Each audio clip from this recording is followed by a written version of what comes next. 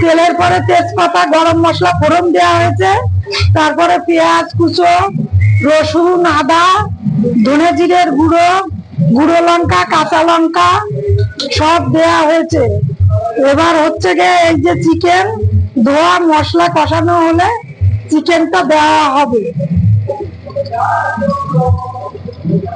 আজকে আর ভালো করে ভিডিও করতে পারবো না, জানি না কি করছি, সব আওয়াজ তো এসে যাচ্ছে।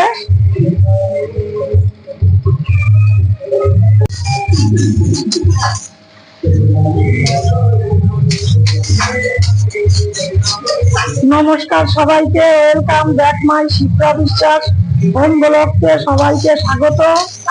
তোমরা সবাই কেমন আছো? আজকে আমি মাংসটা রান্না করছি না, দেখো আমার মেয়ে